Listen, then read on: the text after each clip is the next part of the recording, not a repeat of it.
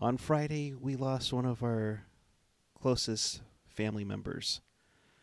Kayla, the well-known kitty cat that always sat next to AJ while we would do After Dark or Pucknologist, passed away. We send our condolences to AJ, his family. Kayla, we love you. We miss you.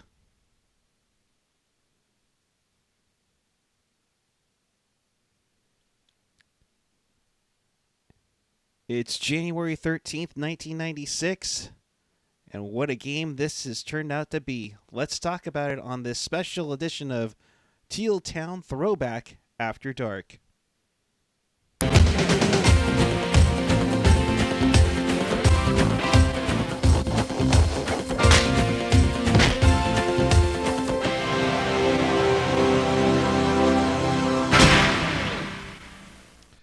Good evening, everyone. January 13th, 1996. The Sharks have set multiple records in this game, and unbelievably, they pick up their first win against the Pittsburgh Penguins. They beat them 10-8.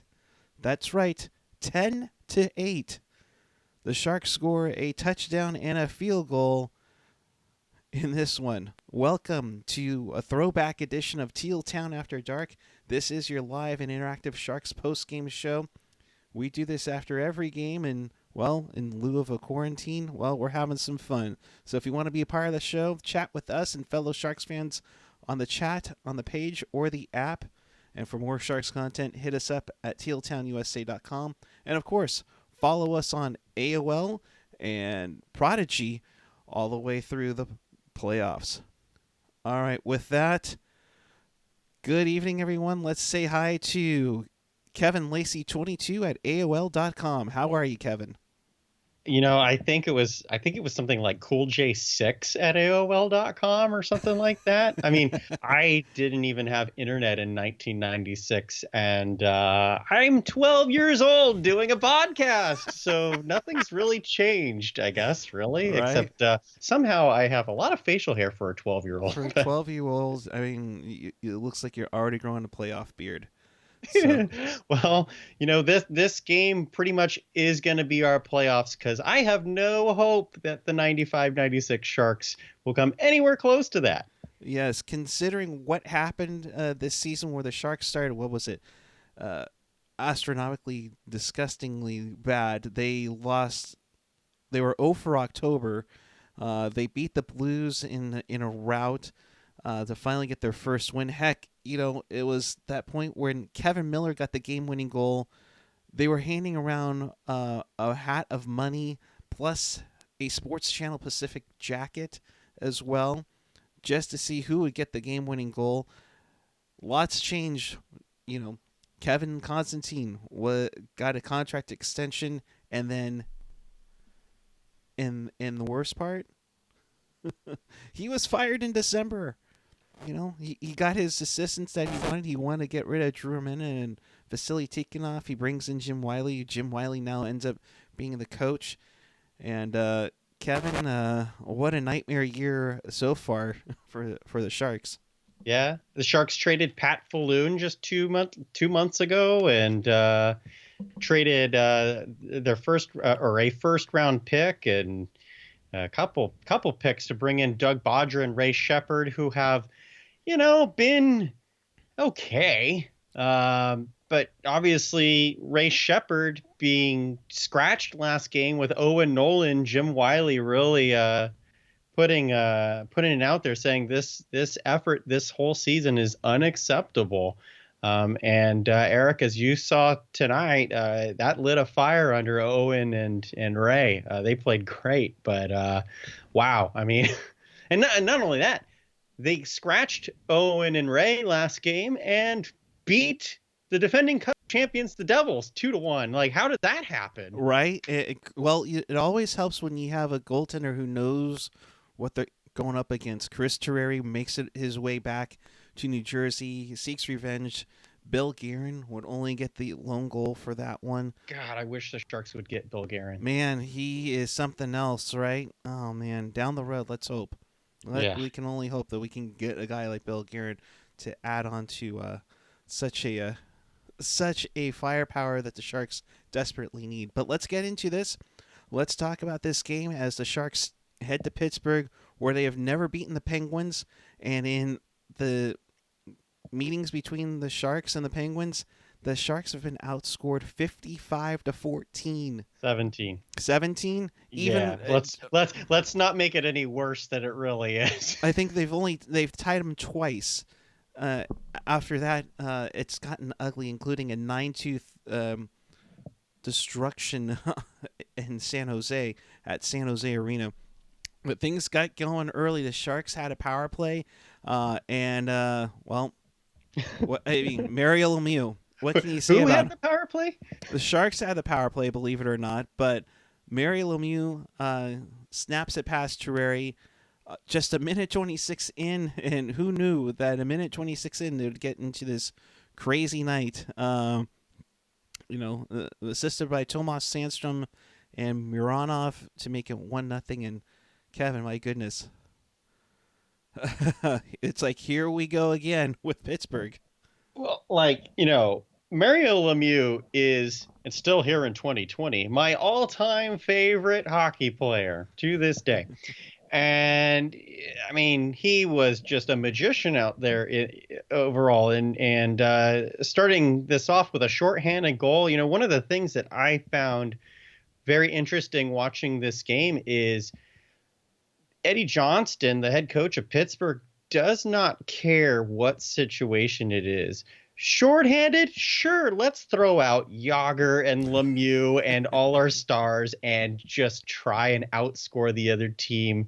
A game like this, I guess Pittsburgh's defense not so good, so you might as well just try and score first on the PK, and that's what they did. So, the good feelings off the New Jersey game on Thursday night are long gone at that point. Oh yeah, big time, and Pittsburgh playing back-to-back home games.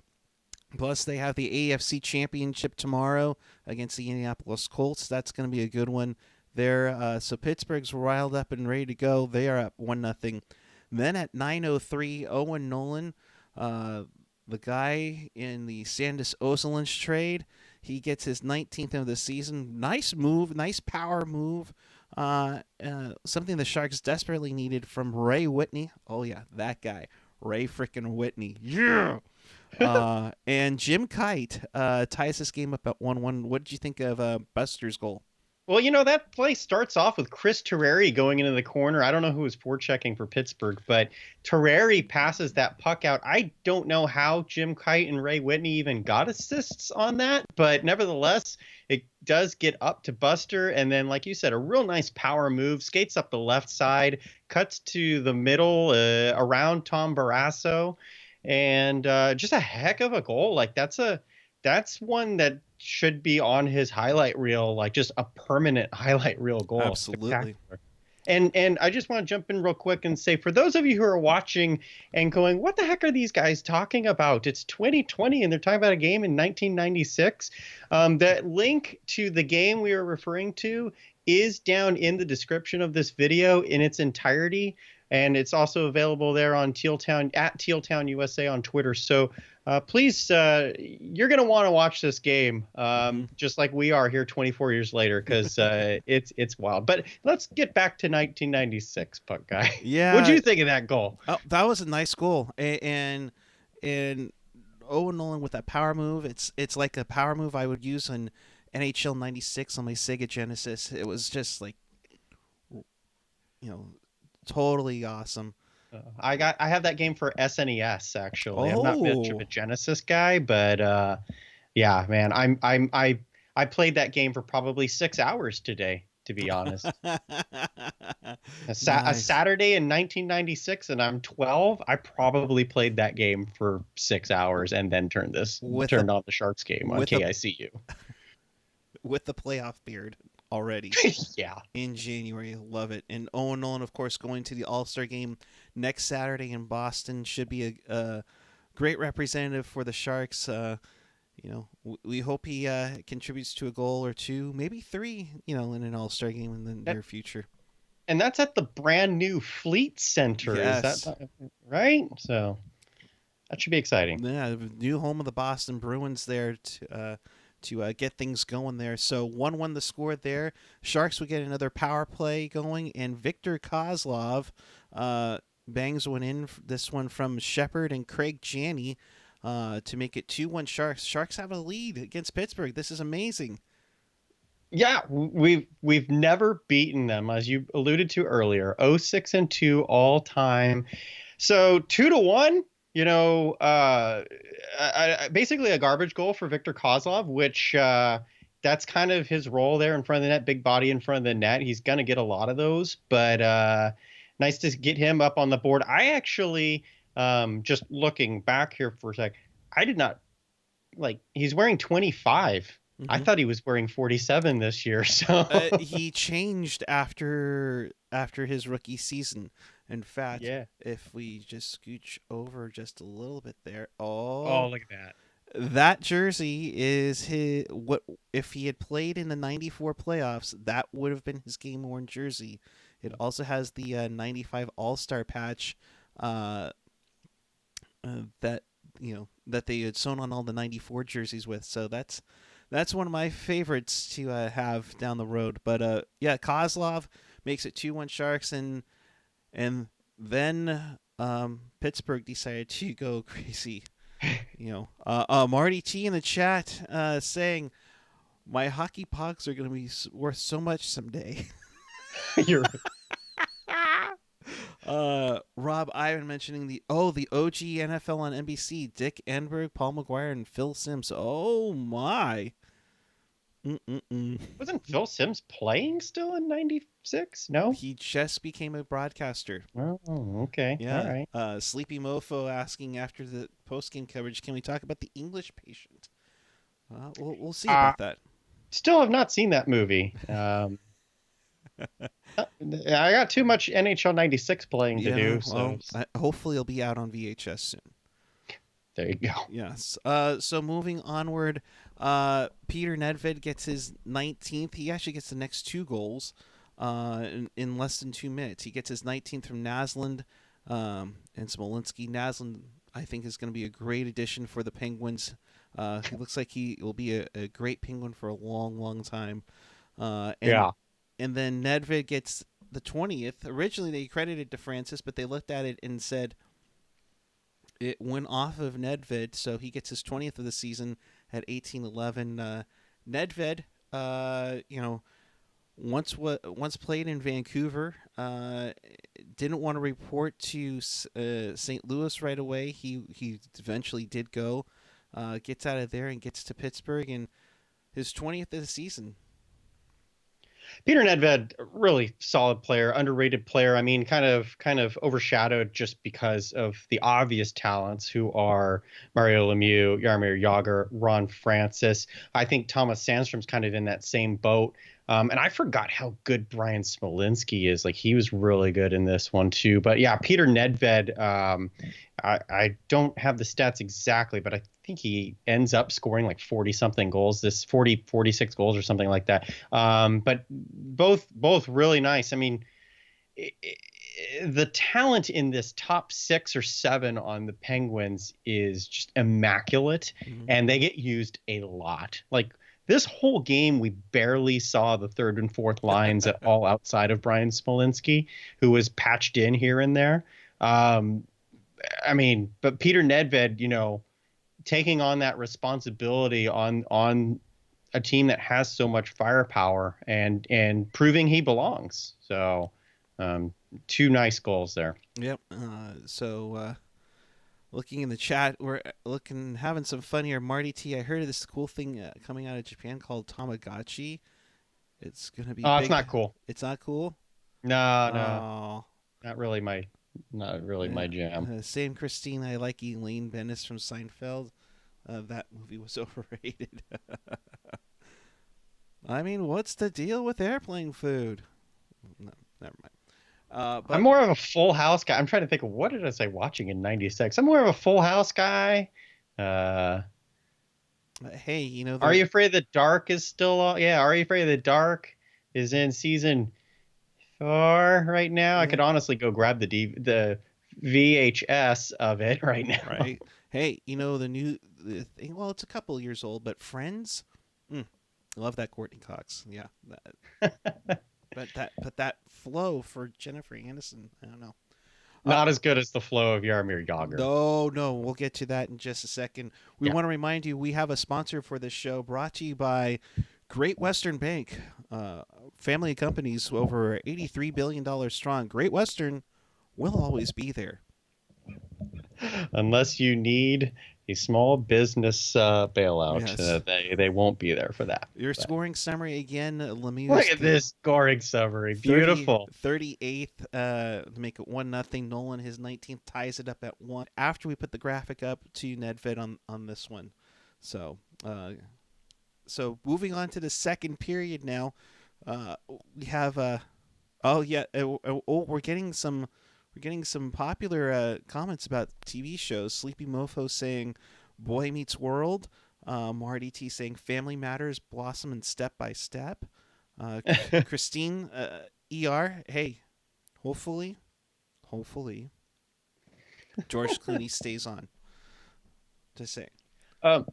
Just a comment here, wrapping up the first period. I feel like the Sharks, they did have a couple of chances on Tom Barrasso, who even in the first period did not look very good. He's coming off a game where he gave up 6 goals last night. So gets another start because apparently the 1996 goalies, coaches will put the goalie back in to try and give him a good next effort right away, as opposed to modern times where the goalie ends up sitting the next game in favor of a different goalie. So Ken Reggett was expected to start against the Sharks because, I mean, come on, it's the Sharks. This team is awful this year. But Barrasso getting the nod to try and build up his confidence looked kind of shaky. But Pittsburgh still gets that 3-1 lead. Sharks really need to shore up defensively. Like, obviously, knowing the end result, that's apparent.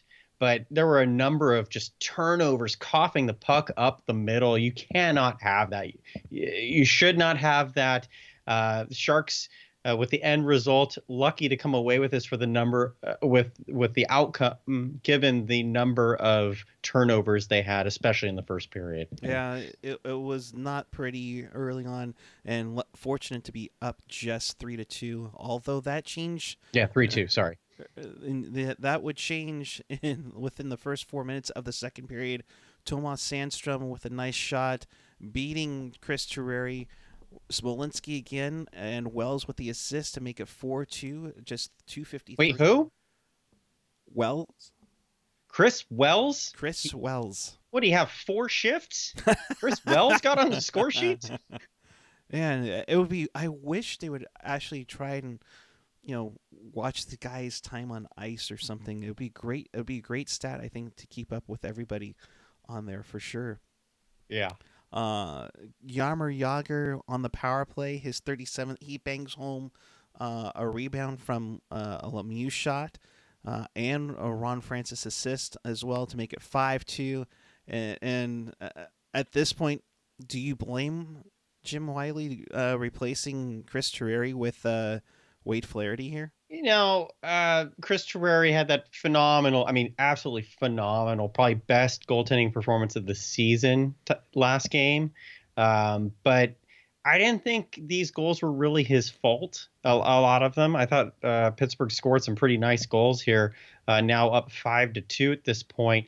But nevertheless, just trying to shake things up. I mean, if you're going to scratch Owen Nolan and Ray Shepard the game before, all bets are off for everything else. So pull Chris Terreri and Wade Flaherty. He gave up 7 goals against the Rangers on Wednesday night, and with a 5.47 goals against average and a winless record.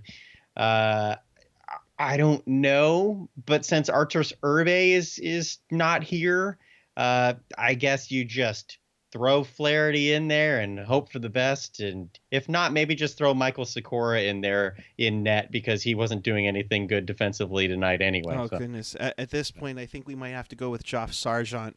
down the road. I mean, it's getting bad. Hopefully, Urbe can recover and get back to his usual like wall antics. But for now, Flaherty goes in, and things start to turn a little bit.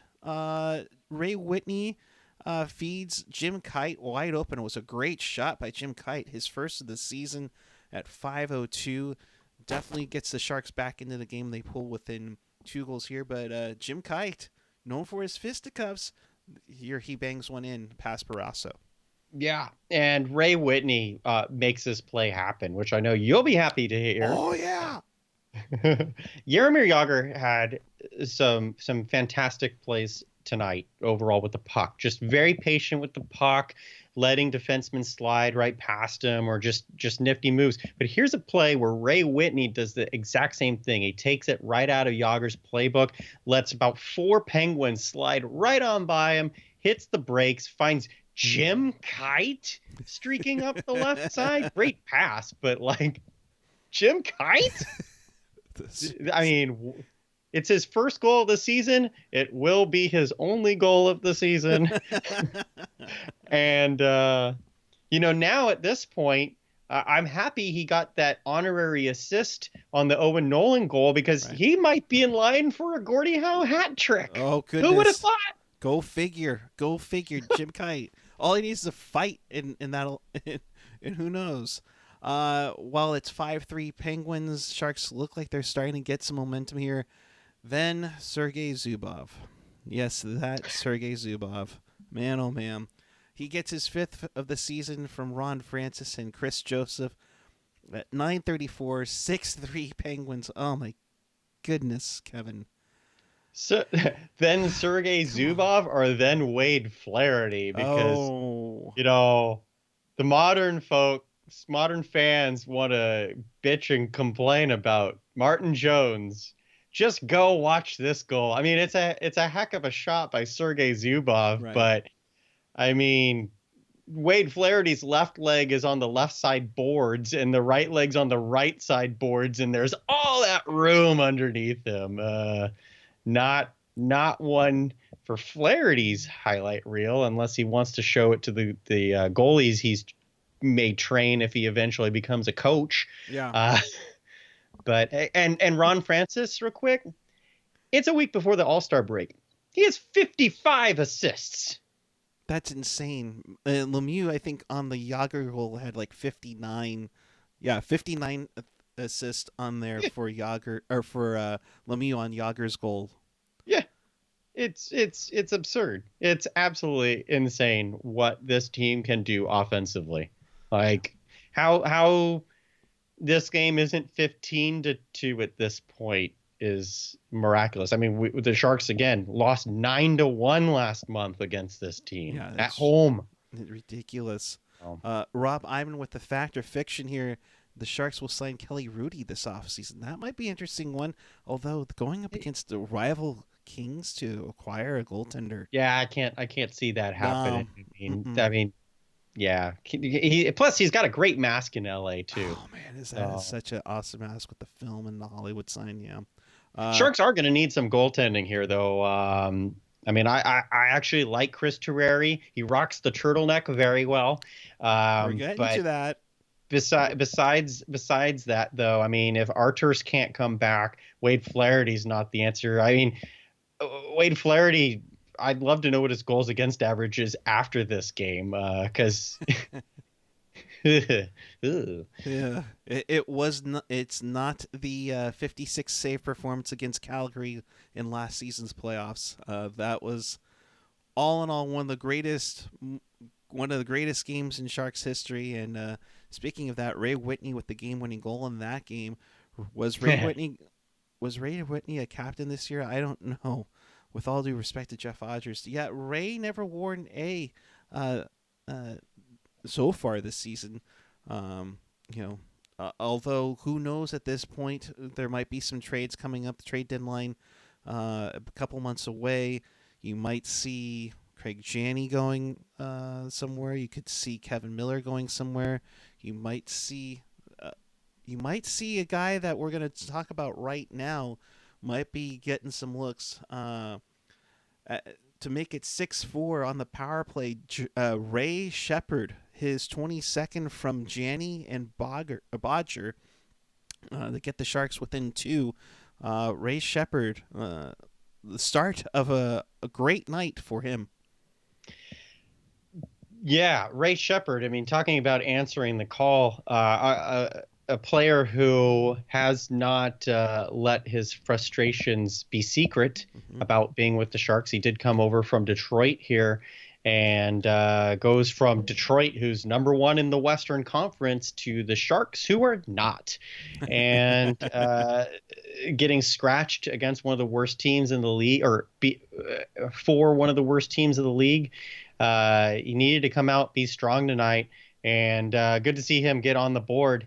I'm trying to remember his goal because there was so much action in this game that I remember his other plays. But holy cow, walk me through this one.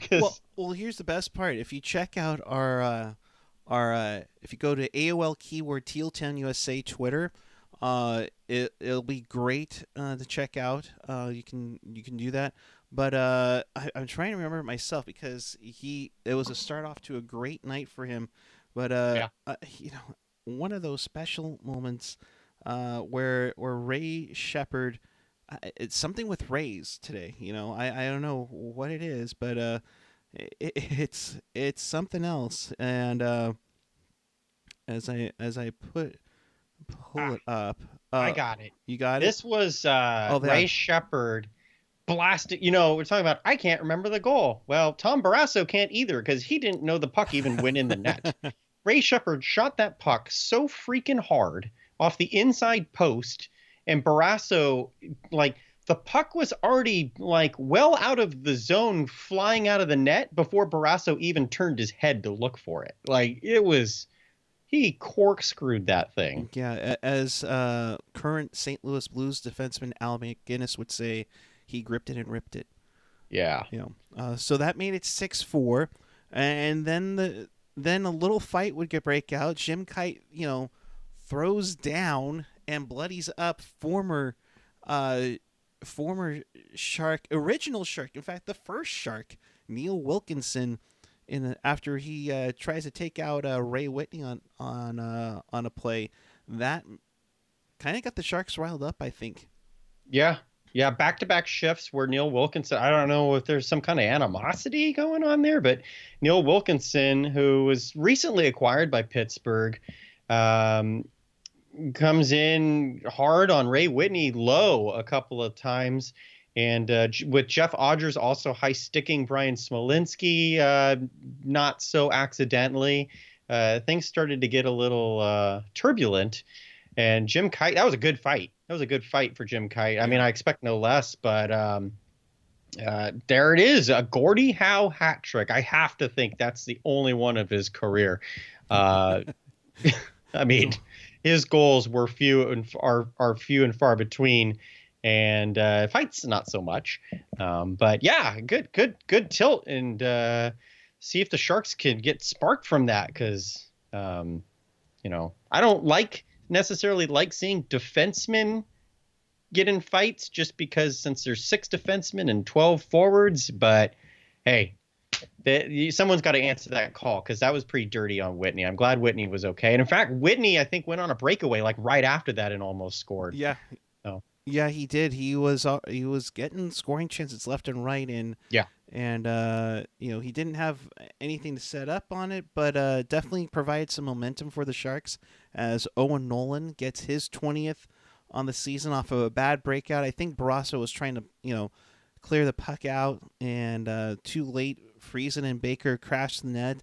Nolan picks up the rebound, makes it 6-5 after 2 periods. I mean, 6-5.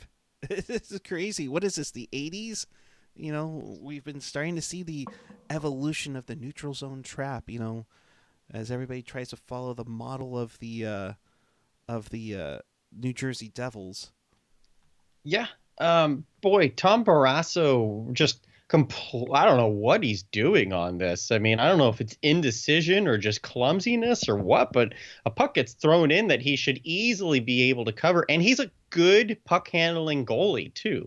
So I don't know what was going on, but he just fumbles it. Jamie Baker, way to go, Bakes, jumping in, gets a shot, rebound. Owen Nolan puts it in.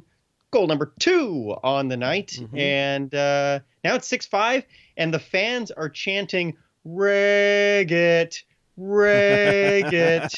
The backup goalie, Ken Reggett, like, oh, man, this is ugly. Pittsburgh's winning, and they're chanting Reggett at Barrasso. Like, and giving them the sarcastic, cheer. It's like I'm waiting for Barrasso to go up to Johnston and the GM of the Penguins and say, trade me right now, and he'll end up in Colorado or something. Yeah. Also want to just mention here, we got a in the mail, 16 or 14 cent postage stamp with a $4.99 inclusion from Christine. So thank you for sending that to Teal Town here. This will help fund our AOL subscription for the month. And yeah, great job. Thank you. Thank you, Christine. Super chat mail. Oh, gotta love that. Can't wait for those AOL instant message to get going on there. I'm all about those AOL chat rooms. Oh man, like I'm in the wrestling ones all the time, and hockey too. Who's your favorite in the WWF or is it WCW? Oh, Bret Hitman Hart, easily. Oh man, I hear he's a great hockey fan. Yeah, actually, he's a Sharks fan. Oh really? He actually is a Sharks fan. Wow, nice. Yeah. That goes up with Neil Young, Joe Montana, all kinds of guys who have season tickets since the Cow Palace days, way back in just a few years ago in 1991. So let's get back to your scoring summary brought to you by the U.S. Postal Service. We deliver for you. So in the second period, we had not Sandstorm. Well, that would be a weird name for a song or something like that. Make it 4-2 Pittsburgh. Then Yager, his 37th, makes it 5-2. Then the Sharks would get something going. Jim Kite makes it 5-3 at 5:02. Sergei Zubov made it 6-3 at 9:34. And then Ray Shepard gets going here, his 22nd, and make it 6-4. Then Owen Nolan, 6-5 at 15:08. That's where he would be after 2 periods on that. Once again, brought to you by the U.S. Postal Service. We deliver for you. Yeah, and that was that Owen Nolan goal, by the way, the second one off Barrasso's fumble comes right after Peter Nedved kicks a puck into the net as well. That was such a weird play because some really nice pass work by Yager and Nedved, and Francis bowls over Flaherty anyway, which somehow is legal. But thank goodness there's that rule that the puck cannot hit the skate of any kind here.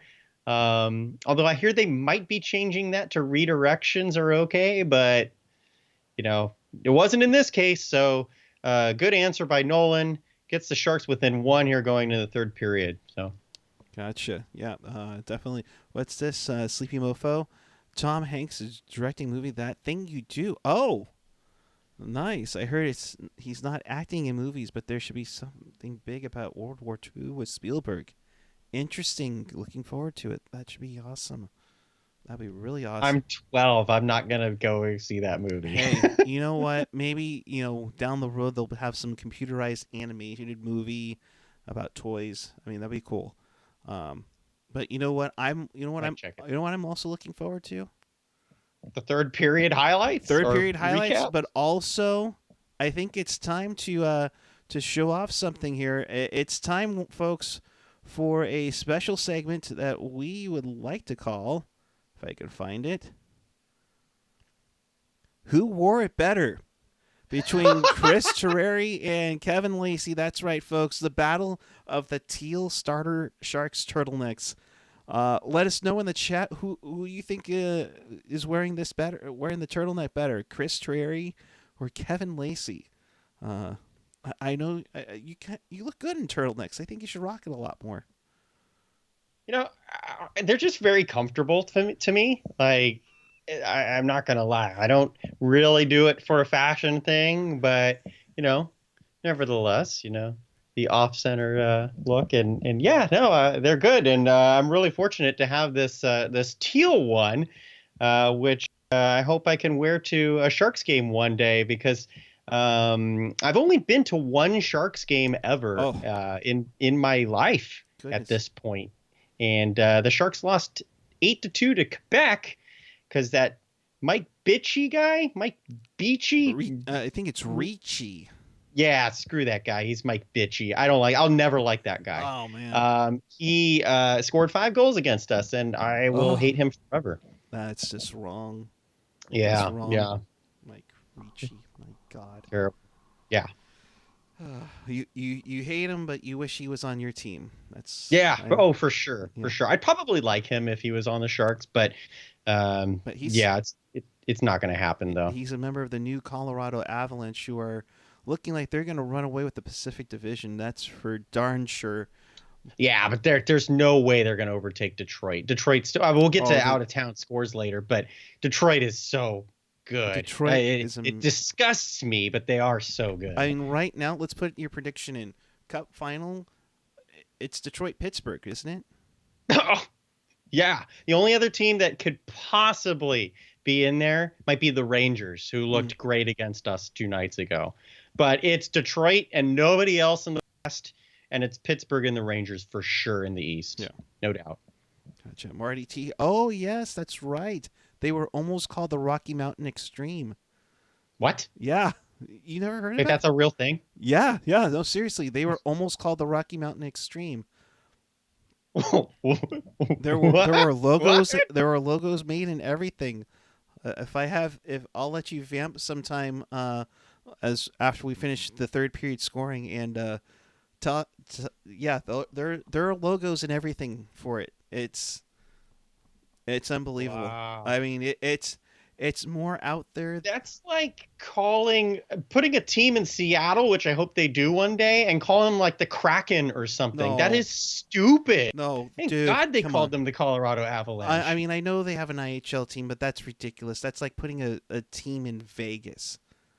Yeah. I mean, who? No, I want a team in Seattle. I mean, it's already known that the Winnipeg Jets are going to be moving to Phoenix soon. I mean, but right. Las Vegas? Great. I know Bettman wants to put teams in the Sun Belt, but we'll see what happens there. That's for sure. But let's get to the third period now, where it would be probably one of the more historic periods in franchise history for the San Jose Sharks. A minute 27 in, Jason Moore, he got off the schneid against New Jersey. He gets his second of the season here from Friesen, and you call him out, Michael Sikora, but he gets an assist here to tie this game at 6. Well, heck, Jason Moore hadn't scored a goal in almost 2 years, and now he has goals in back-to-back games, so why not give Michael Sikora an assist, Moret? I mean, what a bomb. The Sharks came out flying here in the third period. Like the way Pittsburgh came out flying in the second period to start, the Sharks were just cruising there at the start of the third. They looked fantastic, and Jason Moore just pounds at home. Tom Barrasso, I mean, he's a good goalie, but his glove hand sucks tonight. No wonder he gave up 6 last night. Like, he's got the glove on the right hand, which usually throws shooters off, but he couldn't catch anything with that thing. Yeah, like it was crazy. But hey, what a shot by Jason Moore. No discredit there. So I mean, he probably is going. Last game, I scored my first goal in almost 2 years. And then Jim Kite scores in the second period. So he goes, oh, no, I got another one. So he did. I mean, good on Jay Moore. Like, right. And so it makes it bad comedian, good hockey player.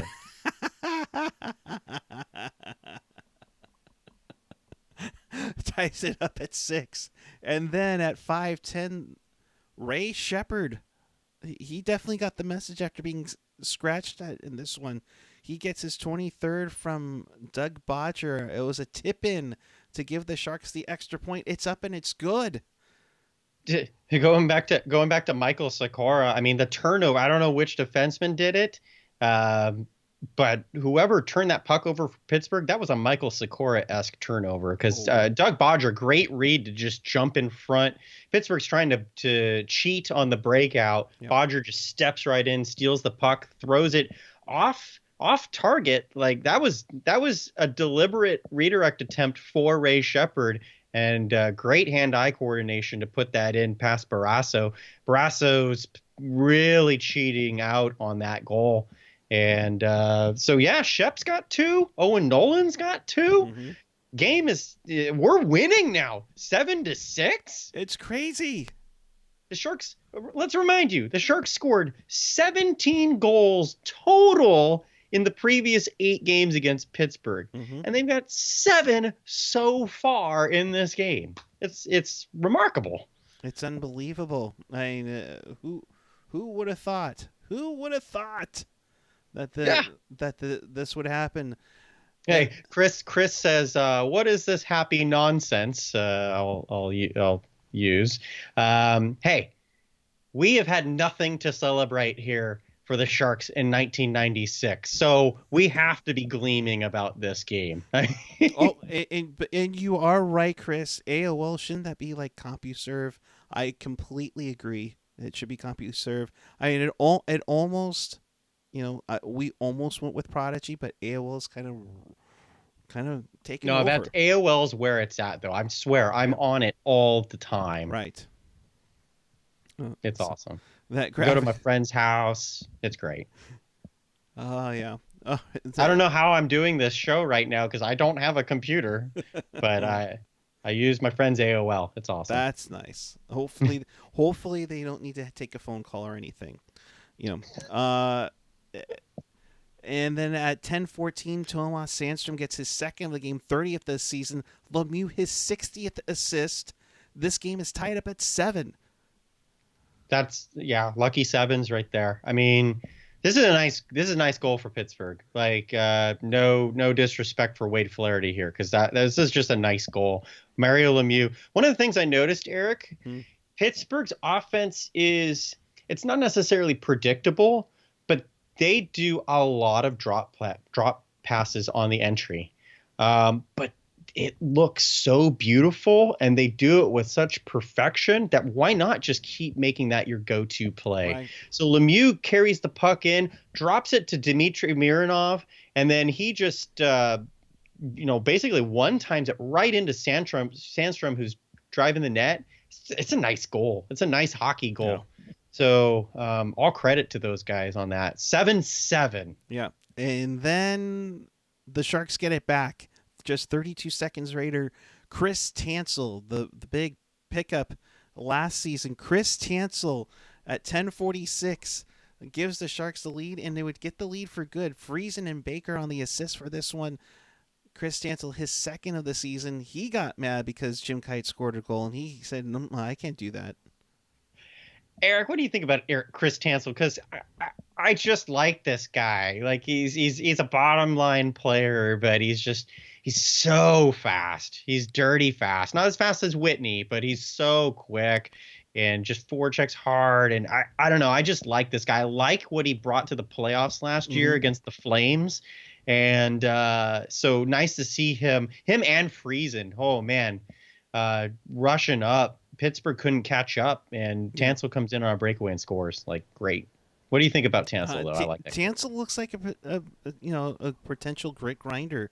He just grinds it. This team needs more grit. I think we've heard that from Sharks management for years now, that they need more grit because that's where the game is going.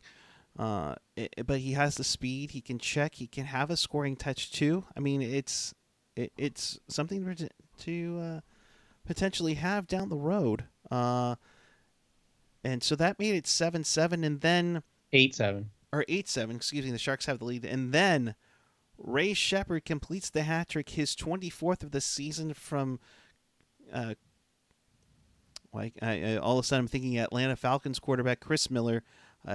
Kevin Miller gets the assist, not to be confused with his brother Kip Miller, and not to be confused with Kelly Miller, who was originally going to be signed by the Sharks until Bettman had to be a little prick and screw us over with the contract.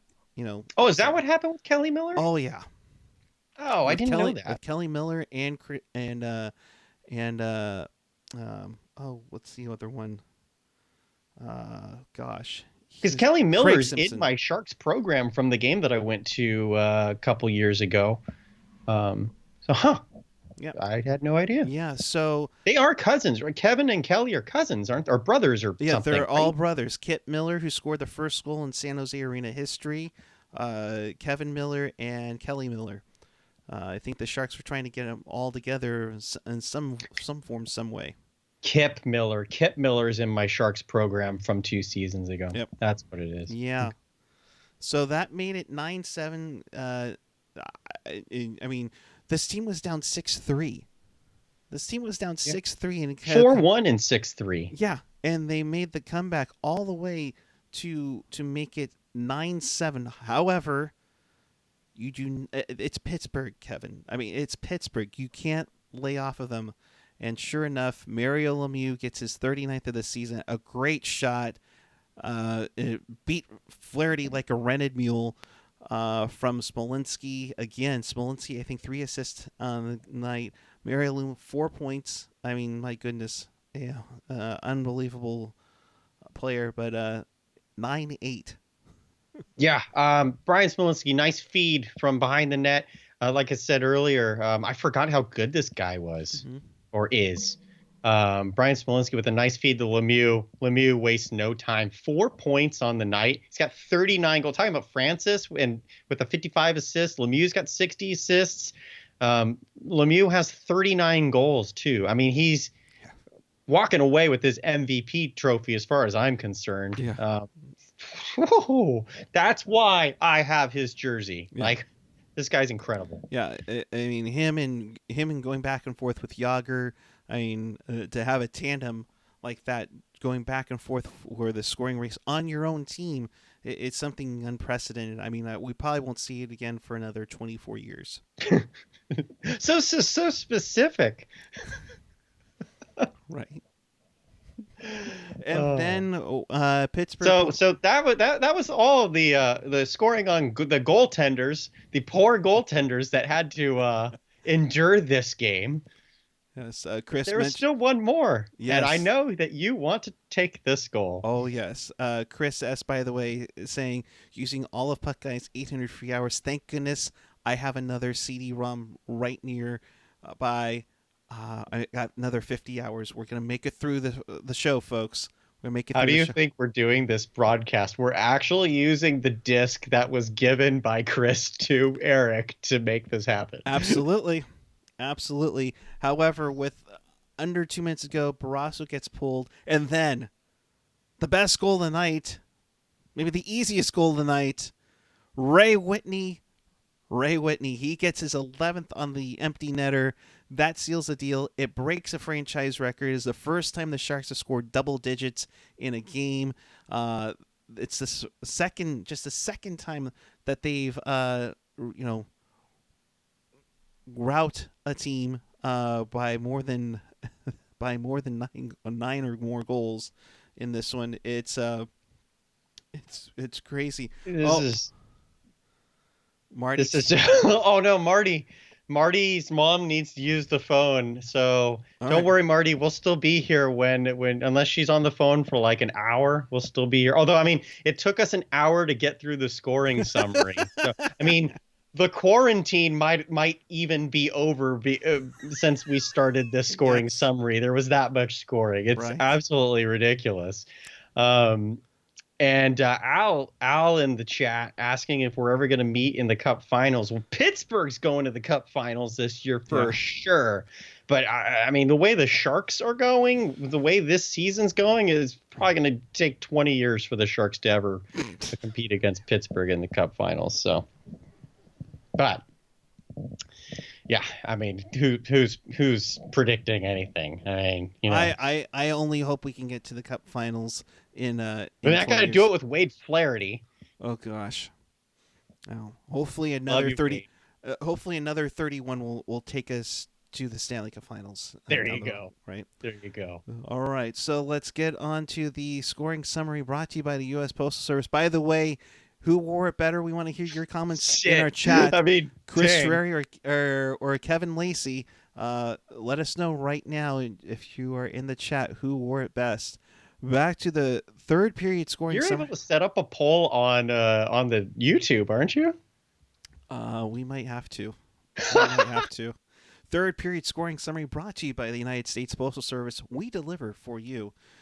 Jason Moore tied up at 6-6 and just a minute and a half into the third. Ray Shepard at 5:18 gave the Sharks the lead. However, Pittsburgh would come back, tying it up at 7-7, but then the Sharks would take it from here on out. Chris Tansel would eventually get the game-winning goal just 32 seconds later from Friesen and Baker to make it 8-7. Then Shepard completes the hat trick at 9-7 at 12:09. And then Lemieux would get his second of the night, fourth point of the game to make it 9-8. And then, of course, Ray Whitney gives the Sharks the double digits for the first time in franchise history to make it 10-8 on that one. So, and of all the players to get, I mean, it would have been cool to see Owen Nolan get the hat trick like Ray Shepard did. But of all the players who deserved a goal for the Sharks tonight, truly, Ray Whitney did. I thought Ray Whitney was absolutely fantastic in this game. He was fired up, playing, just skating all over the place. Like, he had to skate all over the place. Pittsburgh is an incredibly fast team. So you need guys like Whitney, like Tansel, like Friesen to get the Jets going. Yeah. Like, it was... This was a fun one to watch for number 14, like, truly. Yeah, no, Wits had a great night tonight.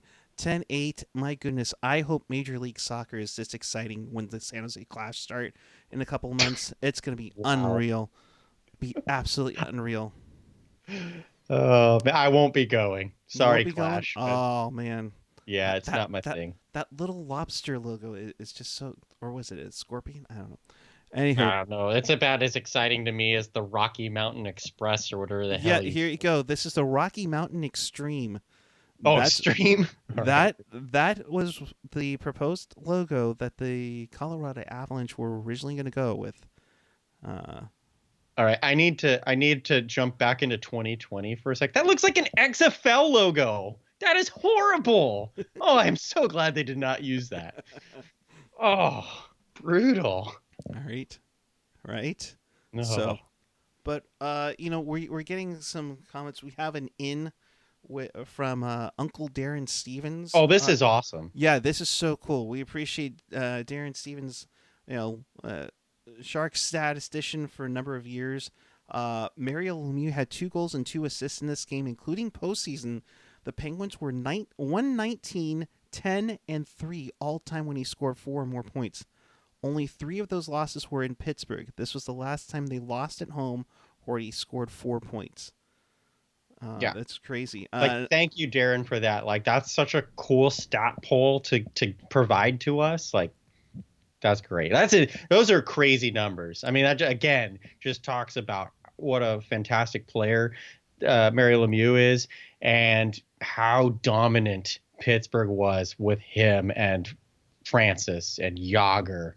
And I still, jumping into the future, I think the 97 team's even better than this one. And that's with Tom Barrasso injured for most of the year. Tom Barrasso, 15 goals. 15 goals against in 2 games. I don't think he should play the next one. It's tough. I don't know what the Sharks do after a game like this. You might want to call up Jeff Sargent. I don't. But yikes! I mean, this is a game for the record books. To this day, this is still the most goals that the Sharks have ever scored. Yep. It's tied. It's been tied since then, but it's the most goals the Sharks have ever scored, and it's still to this day the largest combined score of a Sharks game in their 20. Whoa. Are we really at 29 years? Yeah. Oh, my God. 29-year history. Yeah. A couple of things also from Darren. Darren went deep for us. Pittsburgh's Tom Barrasso allowed 9 goals in that game. The 10th, of course, was an empty netter by Ray Whitney. It was the second time that season he allowed 9. Earlier in the season in November against the New York Rangers. He's also the last goalie to allow 9+ goals in a game twice in the same season. Wow. You'd think that would be like Jeff Hackett from a few years ago. Jarmo Meatless. Oh, Jarmo Myllys. You know what? Hats off to Jarmo Myllys because he will eventually win a bronze medal for Team Finland in '98. Yeah, So, go figure. um, Where was that when he wanted to be a starting goaltender? yeah. San Jose's Chris Terreri gave up 5 goals in the game before being pulled. The Sharks were losing 5-2 at the time. Wade Flaherty earned the win in relief. Terreri is the only goalie in Sharks history to allow 5 or more goals and earn a no decision in a game the team eventually won. Wow. Look at this. Look at these Darren stats. Like, this Stevens. is what you watch this Thank you. show for. Thank you. Appreciate it. I mean, come on. You gonna hear that on KNBR 68? No. Are you gonna hear that on Wild 107? No. Aren't they on KFOG? Are the Sharks on KFOG at this point? I believe they were still on KFRC. That's it. KFRC. Yes. Yeah. With the Sharks, 98.5 is KOME right now, and that's right. what all my classmates keep talking about. Ever since Hot 97.7 folded last year, I've been kind of in limbo about a radio station, and like I said before, I play a lot of NHL 96. So I don't even really listen to the radio. That's kind of my soundtrack now, but I hear KOME is like awesome. Yeah. So I don't know, maybe I'll check it out sometime. Don't forget Live 105 or 106 KMEL. I tried KMEL. I can't get into it. Oh, gotcha. Yeah. The Sharks' goaltending issues, at this point, and who knows what's going to go on the rest of the season, Kevin, but you have to wonder, and I know some of the guys from Vancouver got some jobs in the NHL, but you wonder if maybe John Gustafson, the goaltender for the RHI champion San Jose Rhinos, gets a look. The Rhinos guy? Yeah, I mean maybe they get a look. Heck, who knows? I don't know if Jim Wiley's going to make a return, but Roy Sommer could, even maybe as an assistant coach, be a great coach for the Sharks sometime in the near future, or heck, maybe the coach in the minor league system. Yeah, see, I don't really know anything about the minor league system at all. So I know there's Jeff Sargent and David Bruce and Jan Shalhoub, and that literally is the extent of my minor league knowledge for the Sharks. Yeah. So if you say Roy Sommer might be an up and coming coach, I'll just take your word for it because right? No, but so with that, I think it's time.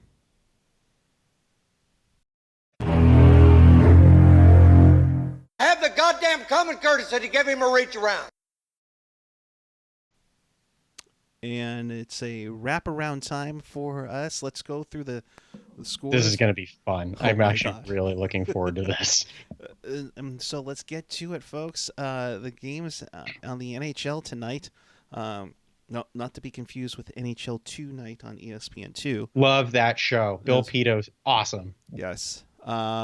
So final from, and all everything but one game is a final going on right now. Final from Boston, where they're getting ready to hold the All-Star game next weekend.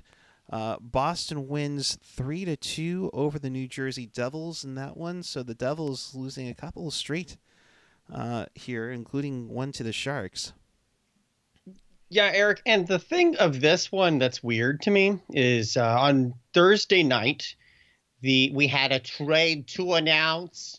That's a good one. Edmonton traded Bill Ranford to Boston, which was very surprising to me. Bill Ranford led the Oilers to a couple of cups, or at least one cup. I think he was a backup for another. But Curtis Joseph has been holding out all year ever since he was acquired from St. Louis. He did not want to play with Edmonton. And maybe it wasn't so much that he didn't want to play with Edmonton as it was that he wanted to be the number one guy there, which I can't blame him. So they ship out Bill Ranford to Boston for Marius Cherkasky and a couple of prospects who I've never heard of. And I actually have heard of them, but they don't do anything. But then he doesn't even start tonight. Like, Curtis Joseph is starting tonight for Edmonton. He ended his holdout. He's playing his first game tonight. Wow. We'll get to that. But Bill Ranford does not play. Craig Billington, Boston's had no goaltending all year. They've had Craig Billington, who's been the best of the bunch, and Blaine Locker and Scott Bailey. And yet here's New Jersey, the defending Cup champs, up 2-0, and they stick with Billington, Boston, and the Bruins win. So I'm completely flabbergasted at this. And now New Jersey, defending Cup champs, are 3 games under 500. Yeah, they are at 18-21-4 on the season. Ray Bork would get the game-winning goal the game-winning goal at 15:38. Former Shark Todd Ellick would get the assist on the tying goal from Cam Neely for this one, as the Bruins beat the Devils 3-2 in that one. As we get close to one of the final games at the Montreal Forum, the Canadiens and the Blues play to a 3-3 tie on this one. Vincent Damphousse assists on Andrei Kovalenko's game-tying goal with 1:08 left to get the game into overtime. Stefan Matteau would get a goal for St. Louis here as the Blues try to find a way to get some offense going. Man, if they could find a goal scorer before the trade deadline, Kevin. Who, St. Louis? Yeah. Yeah.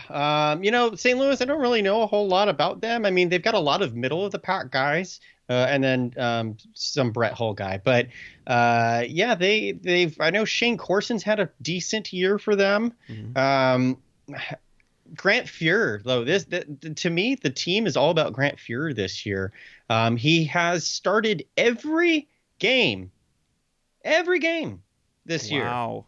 They've got Bruce Racine collecting a paycheck of I actually don't know what the salaries were in 1996, so I'm going to guess $300,000 was the league minimum. But they've got Bruce Racine collecting a paycheck, and he's started no games. So God forbid that Grant Fuhr gets injured like around the last month of the season and they need to get a goalie.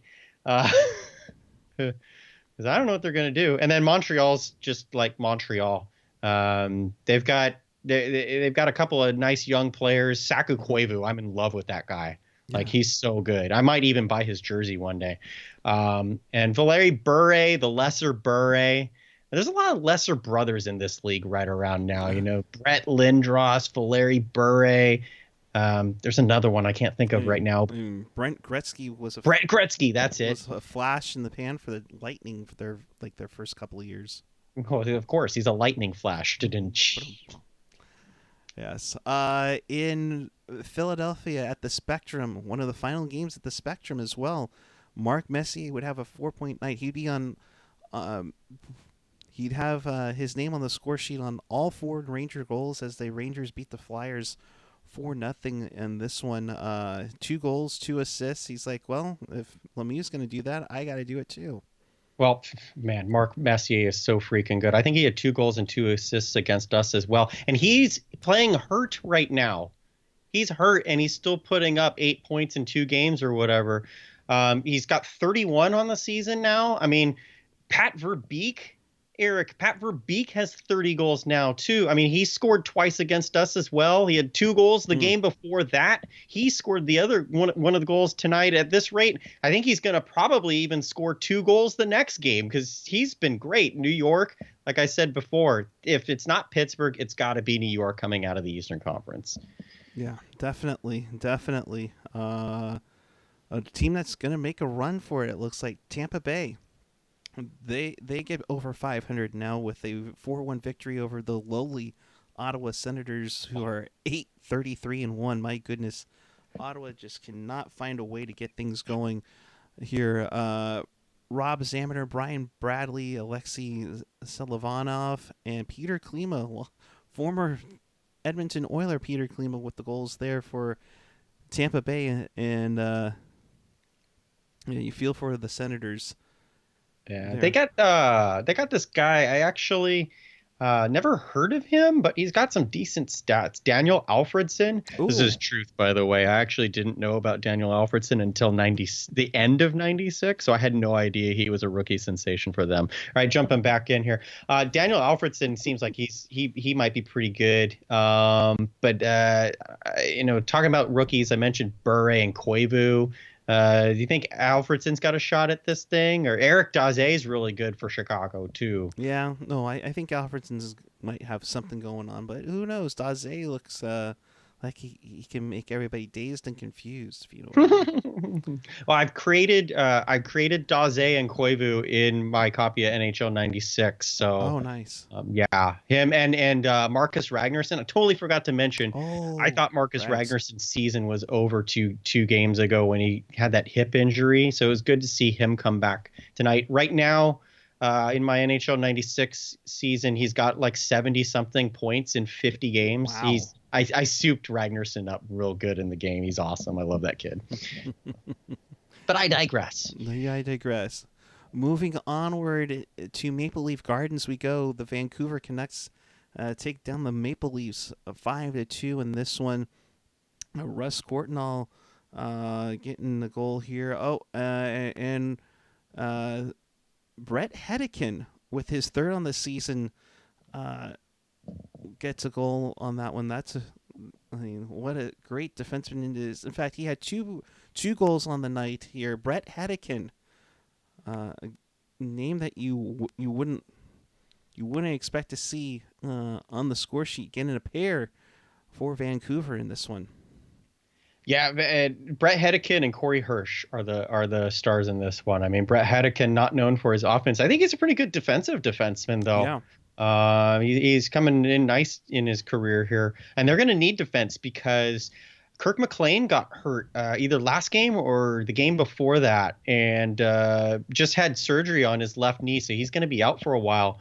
So Corey Hirsch, kind of little known goalie, he's going to come in here and try and weather the storm, I guess. But he made 43 saves against the stupid Maple Geeks, who I absolutely cannot stand.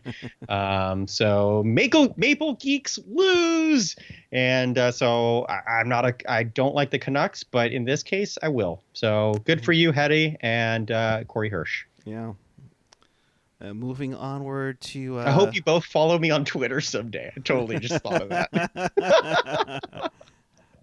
To Washington we go. Well, more so Maryland at what I used to call Capital Center.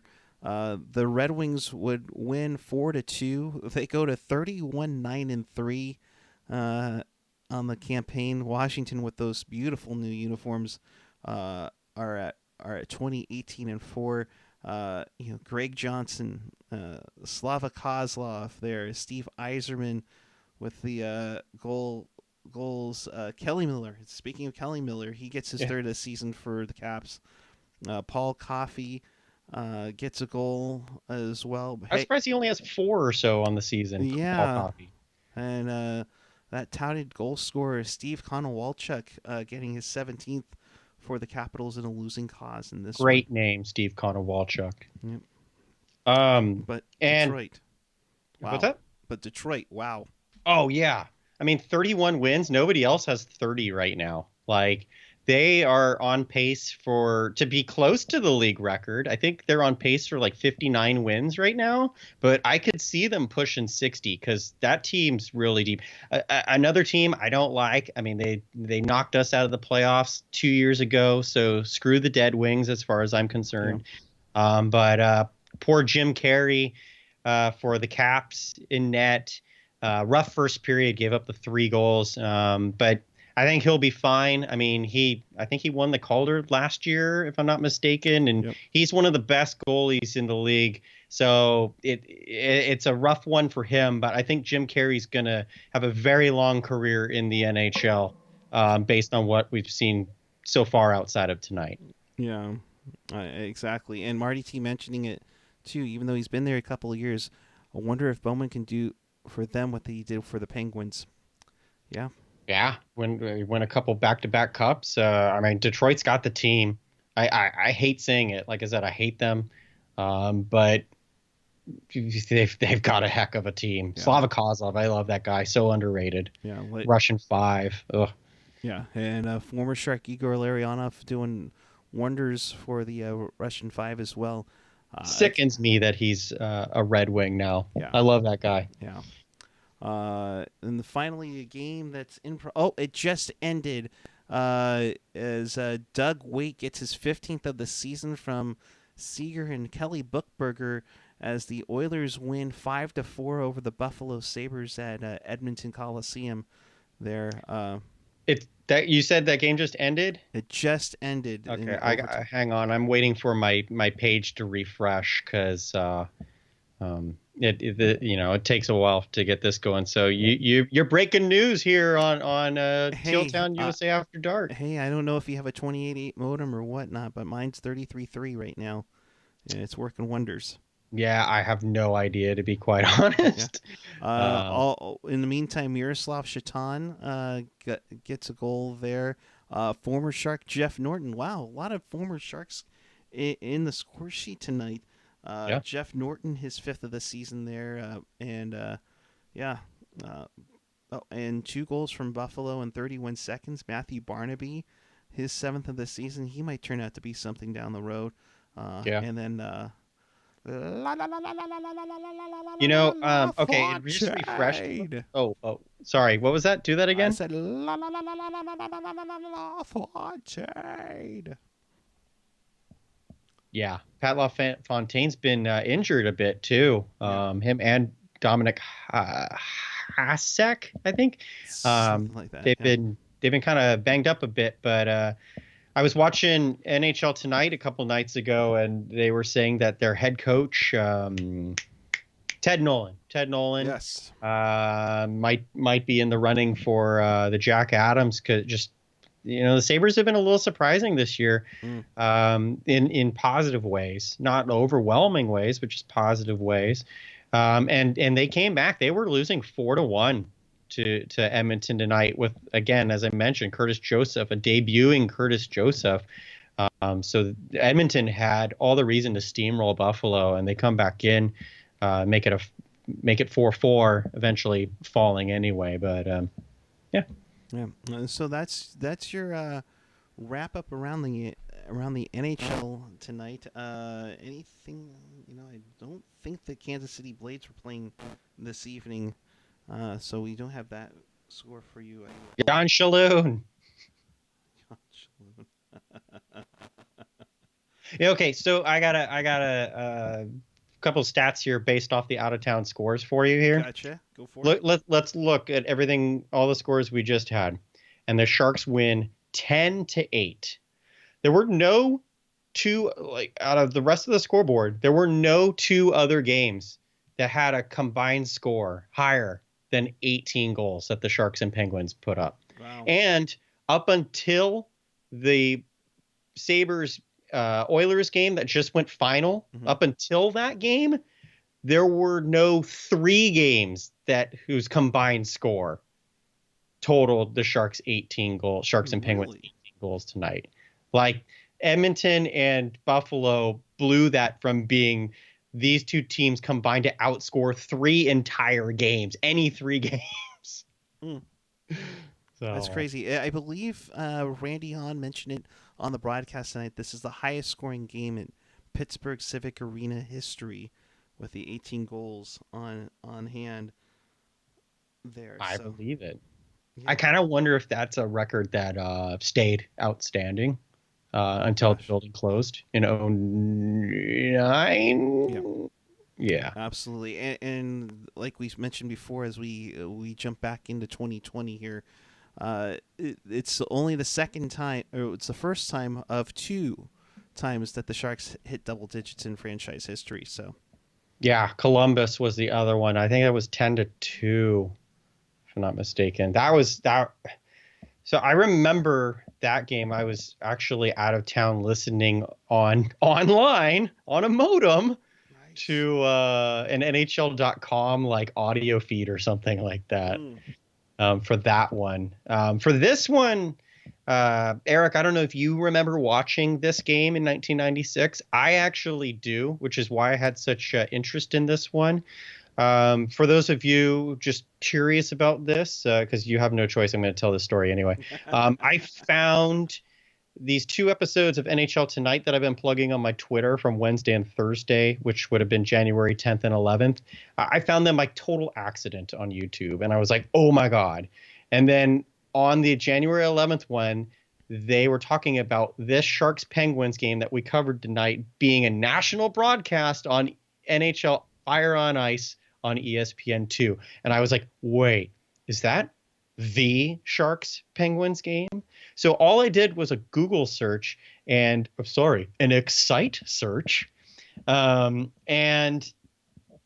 found the whole game available on YouTube. So thank you, Serg72, for posting this whole game so we could all watch it together tonight.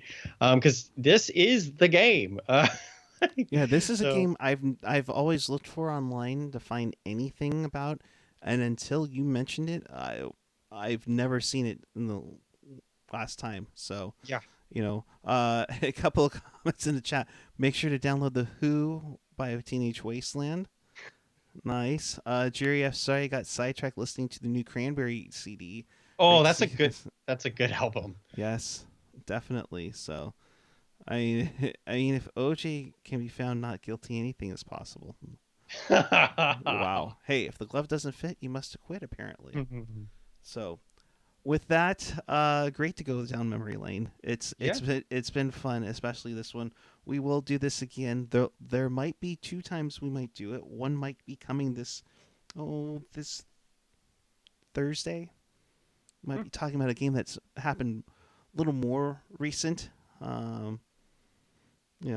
On April 23rd, just saying. And of course, maybe a week later, we might talk about, what some still call the greatest goal in Sharks history. So we'll Joel do that. Ward against St. Louis. That's awesome. Right. Oh, that's not the one you're talking about? No. Oh, dang it. Oh, well. Well, wait. Before you go sign off real quick, there was just this weird stat that I found. The attendance for this game at the Pittsburgh Civic Arena was 16,789. It was 169 people short of a sellout. Nice. So to me, I'm like, that has to be a real number. Like, they had to actually still use real attendance records back then. Like, because I'm like, why would you say 169 short of a sellout? Wouldn't you just like comp the remaining tickets and call it a sellout? Like, that has to be a real figure. So that was just weird to me. And then the other thing I just thought was cool was hearing the old Pittsburgh siren. This was back when not every team had a horn. Some had sirens, some had other things. Right. So I just thought it was really cool with that, and their old PA announcer John Barbara, and it was a really cool trip down memory lane, and one of the very first Sharks games I ever watched on KICU, because I became a fan after the 94-95 playoff run. So I started watching regularly this horrible, dreadful season of 95-96. But this has been fun, Eric. Yeah, it's been fun. You can follow me at PuckGuy14 on the AOL keyword Twitter machine. Kevin, where can they find you? I'm on AOL at CoolJ6, I think was my screen name at the time. I also had you can email me at, I think it was coolj24 at hotmail.com. Hotmail was new, by the way, at that time. Obviously, neither of those exist now. But you can also find me on Twitter at KevinLacey22. So it's been fun. We've gone way past the tight 45. Well, that's because the 18 goals. Yeah, we had 18 goals to talk about. So of course, it's going to happen big time there.